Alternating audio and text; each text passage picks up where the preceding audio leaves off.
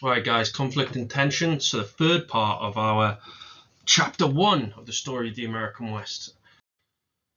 Right. So why is there going to be conflict? Well, initially there's problems between the whites and the Plains Indians, and why are the whites causing it? Well, they're racist.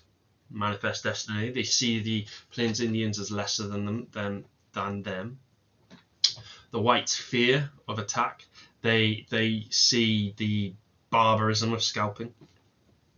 Whites get caught in the middle of these tribal conflicts, and they kind of thought they were the target. They're worried the Indians would carry women and children off into slavery. Terrifying. How did the Indians cause it? Well, whites were disturbing the buffalo, disrupting them. Remember, the buffalo's everything to the Plains Indians. It's their whole way of life. So the whites disturbing the buffalo meant the Indians had to hunt, a lot more carefully. They were also traveling through sacred lands, which the Plains Indians didn't like. This is their religion, their god. Oxen that were being used to pull these big wagons that were eating all the grass, which impacted the buffalo. But there were some links, like the Pueblo Indians. They were a little bit different. They actually farmed and they worked with the Mormons. Some Indians did actually go and live amongst the whites, but the interaction was uncommon. Then you get the Fort Laramie Treaty of 1851. Now, make sure you know this, and this is actually before the Indian Appropriations Act. So, a big misconception in the mock was people believed this put Plains Indians into reservations. No, it didn't. It set out the boundaries and the territories. It was important to leading to potential reservations in the future, but it was the initial step to kind of drawing boundaries, drawing lines, and saying this is your land, this is our land. So the US government, they responded to this concern of conflict between the groups, and they asked to organize, a council of Plains Indian tribes from the Northern Plains, and the aim for it was this treaty to basically end conflicts between the tribes and guarantee safe access for migrants across the Plains Indians' land. So that was the purpose, but they wanted the Plains Indians to live in these fixed territories. That we know is just not going to work. So this is a good graphic for you to really pause and note down. So choosing the council representatives. So each tribe was to name a chief who would represent their tribe. This was not how the Plains Indians worked, as they had many chiefs. Their structure was completely alien to the whites. The negotiators picked a respected warrior and a member of several warrior brotherhoods, like Conquering Bear. The agreement of the boundaries. The government wanted to create these, like, what to them was just the usual kind of agreements and territory mapping. And they wanted to stop these different tribes fighting each other. So a map was produced to kind of show where's your land. But the Plains Indians didn't use land this way. Remember, they simply follow the buffalo. So this is never going to work. And the bands of warriors travel far and wide. So, and some of them were allies. So some tribes actually worked together. They often hunted together. It wasn't like you stay in this land, we'll stay in this land. Okay. Again, not all tribes were represented. Most kind of just came because they were going to be given food and gifts by the government. And translation, this was in English. Not all the Plains Indians understood English. So, on 7th of September 1851, the treaty was finally signed by the council members after over a week of negotiations. Now, the Plains Indians, they would end the fighting between the tribes and allow migrants to travel through their lands quite safely, permit surveyors from railroad companies to enter their land safely. Very important.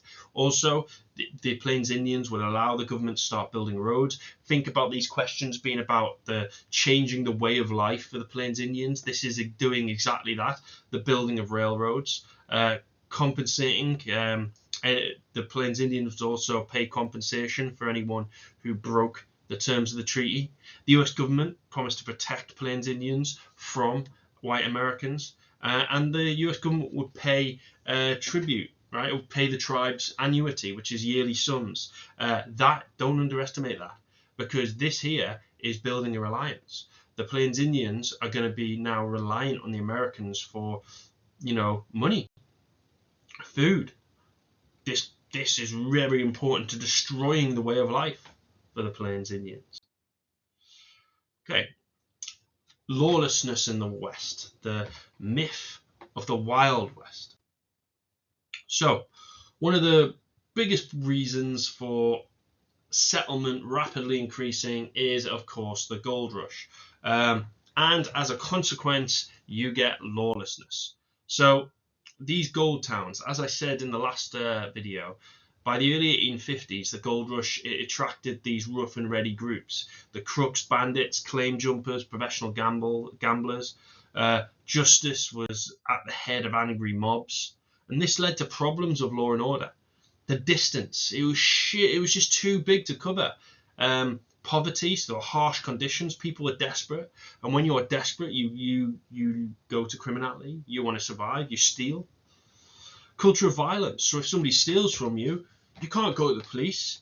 You can't tell on them. You got to deal with it yourself. It's a culture of violence. You got to carry a gun and shoot them in the head.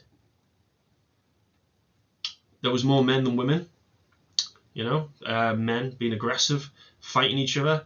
Not to put stereotypes, but this was seen as why a lot of the men were rowdy. And you got the land claims and gold. There was argument over who owned what, who got what. It leads to fights, leads to deaths, leads to conflict. So you get vigilantes. So this isn't Batman and Spider-Man flying around everywhere. This is actually a group of citizens who think, right, there's no law and order, let's deal with this ourselves.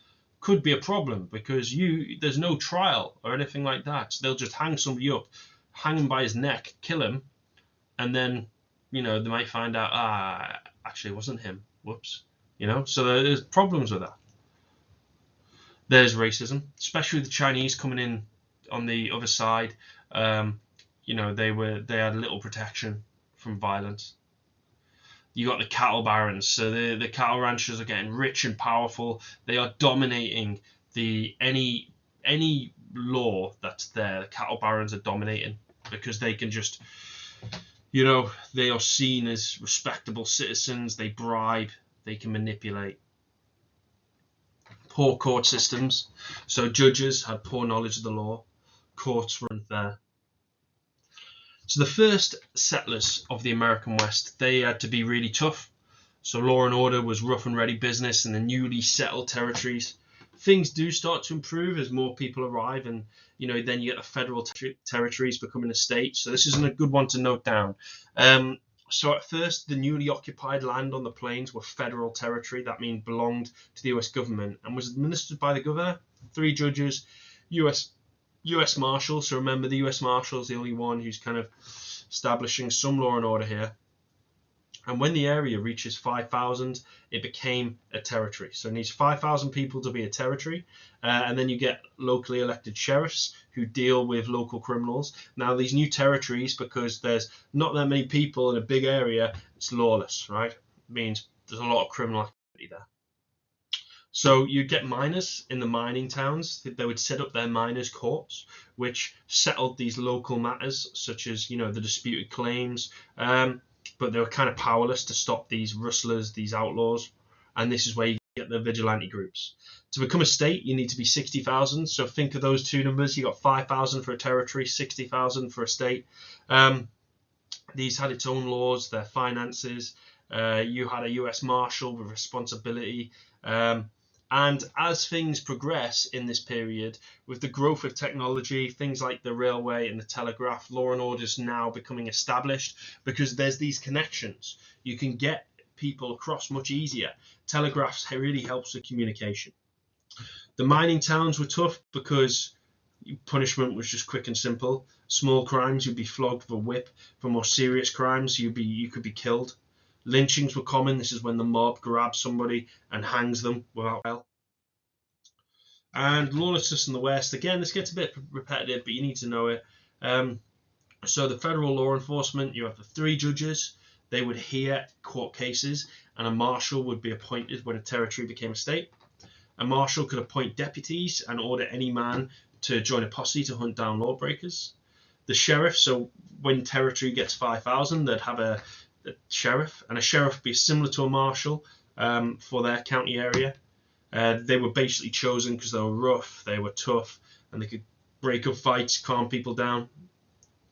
But again, geography is the big one. I always think Law and Order, one of the biggest focuses should be geography, because it's simply too big, huge distances, and most times sheriff just had a horse.